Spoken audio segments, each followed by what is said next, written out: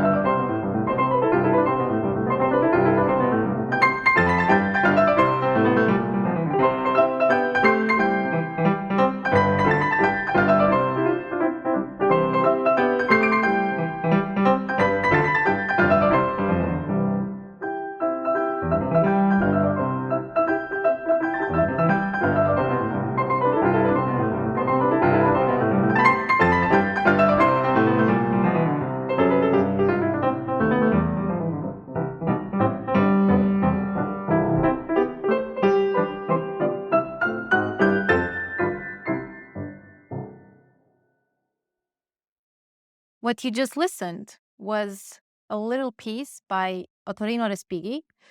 That's part of a suite for four hands called Six Little Pieces for Four Hands. And this particular one is called Chasse Sicilien, which means Sicilian song. Or hunting Or song. hunting Yeah. song, yes, chasse Sicilian. Mhm. I think the fox got away at the end, right? The hunters didn't get that. Yeah. So the real reason we're on an Italian fixation right now is because of it's actually inspired by a wonderful restaurant here in the Philadelphia area. We've got a lot of great Italian restaurants, but particularly in South Philadelphia, there is one spot that is world famous, not just for its food, but for its history and Legacy, legacy. history, food, And the singing waiters, the right? story, Mhm. and the tradition. I would say not tradition specifically, but the trademark Yeah. of that place. You have great Italian food, and you have all the wait staff, the waiters and waitresses. They're all trained opera singers. Yeah. And I don't know of any other place that keeps this kind of tradition since 1918 Wow. on. Yeah. So yeah, we're gonna talk a little bit about it. Mm. And this place is like the emergency place when we are in the mood for Italian. Instead of going to Italy, that's not possible right away. We go there and we have the feeling that we are in Europe, which is a really, really great feeling. And we've been there multiple times, Mhm. and we actually even talked to the owner. So this place is called the Victor Cafe. And today you can see that we have a little Little mascot. stuffed dog here. He's our guest. His name is Nipper, and he's very much connected to that place. And Do this you was, want to yeah, I say mean, this? so it's actually started with you with a class project, right? Yes. In the spring, so last spring semester, I was doing a project for one of Dr. Abramovich's classes, and my topic it was to do a research on the Victor Cafe. I had been there a couple times. Professor Lambert Orkes usually takes his students there. This is one of his favorite places, and he tries to educate us not only in terms of music but also in terms of food and traditions and great places in Philadelphia, especially South Philly, right? And well, to me, it was a great surprise to find out, to dig up things about this place. And You were because really of attracted to this, the dog. I was very attracted to the dog. Madalina's I'm a huge dog lover. yeah. Yes. So Nipper's the one that Yes. really got your attention, Yes, right? this guy's name is Nipper, and this toy actually Hugh got it for my birthday. But He's part of a very Nipper famous poster. Nipper actually existed. He was a dog from Bristol, England. He was born in 1884 and died in 1895. And I think before Lassie became an international star, this was the most known dog on the planet, probably. This is the famous picture of the dog looking into. Yes.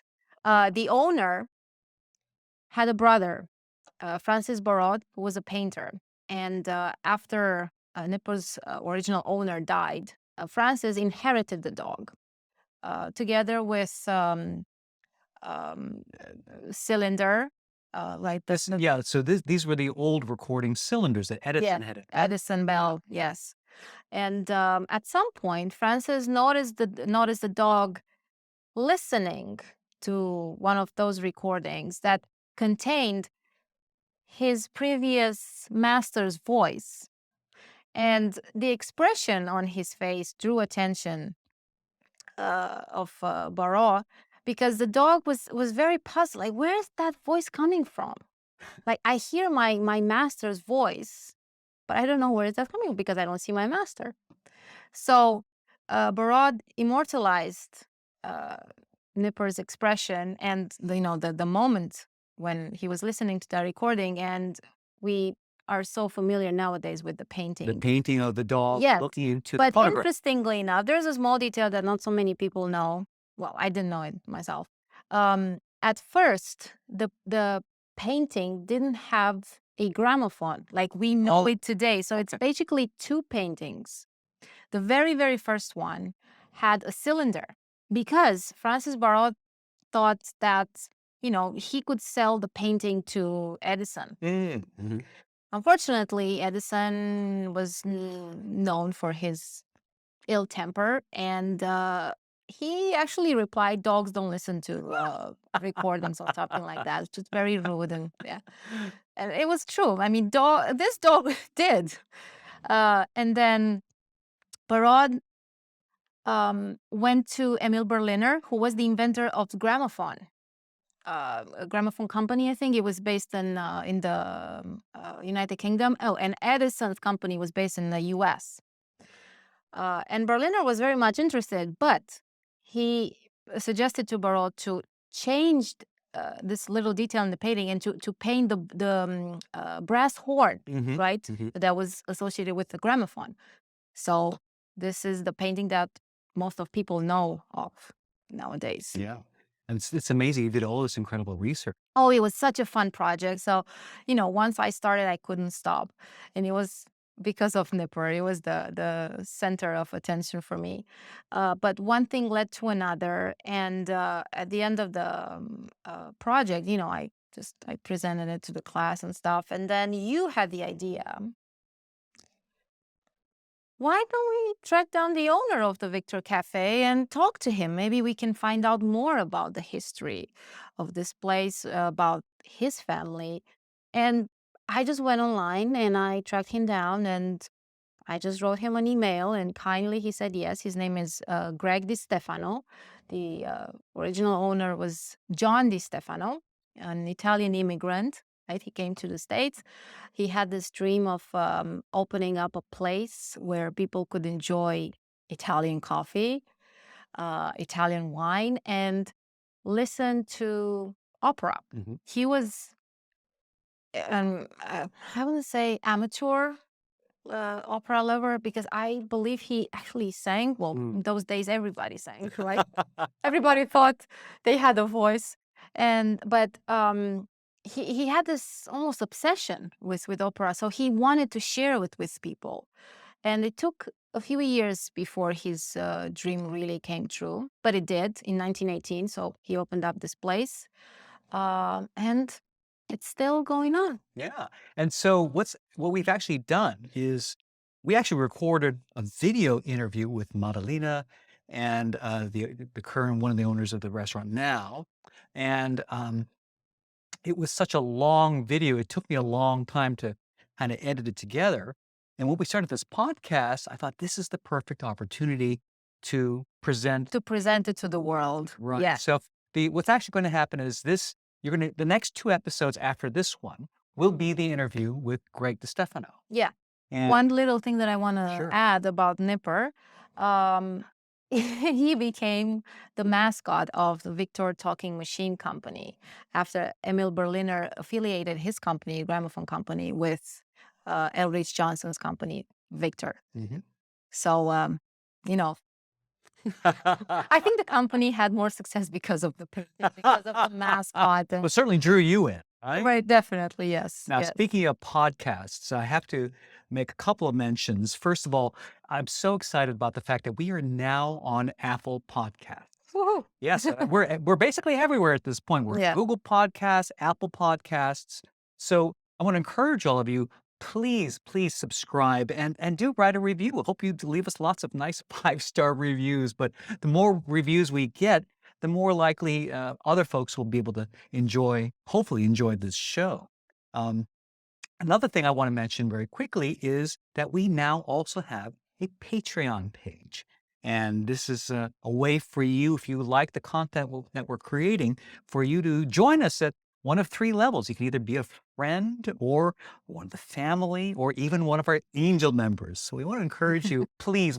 It also helps encourage us and helps to defray the costs of producing these shows. And one other really important thing that I want to make mention of is the fact that I'm so grateful for the fact that we now are sponsored by Cunningham Piano officially. Now we've been using Cunningham, yes, we've been using Cunningham Piano's King of Prussia showroom to shoot and produce these episodes, and we've just gotten the blessing from really everybody here in the company to say yes, we are officially sponsored by Cunningham Piano. And what a great place to produce a podcast. We get to play on like this beautiful piano here. This is a Busendorfer 7-foot 214 VC, and we never know almost what kind of piano we're gonna Yeah. have under our fingers. But Yeah, it's great to choose. yeah, It's great to have the opportunity to choose. Oh, we are in the mood for, let's say, Cunningham piano, for Steinway piano, for Belsendorf, or Yamaha. absolutely. Of So course. we are so spoiled. So We are. special thanks Yes. to Cunningham Piano for being our friends, but also for encouraging us in the production of this weekly podcast. Thank you, Rich, and thank you, Tim. Thank you, Tim. Thank you, Cunningham Piano. And we'll be sure to talk more about the pianos that we actually play on, too. So be sure to subscribe so that you can catch the next 2 episodes of Madalina's wonderful interview with Greg DiStefano, one of the owners of the Victor Cafe in South Philadelphia. For the Mada and Hugh Show, I'm Hugh. And I'm Mada, and thank you so much for watching And listening. and listening. And please let us know, what do you think about the interview, and please, if you are in Philadelphia, if you're around, Absolutely. go visit the Victor Cafe. You will have a unique experience there. Fantastic. Yep. So maybe we'll see you there at the Yeah. Victor Cafe.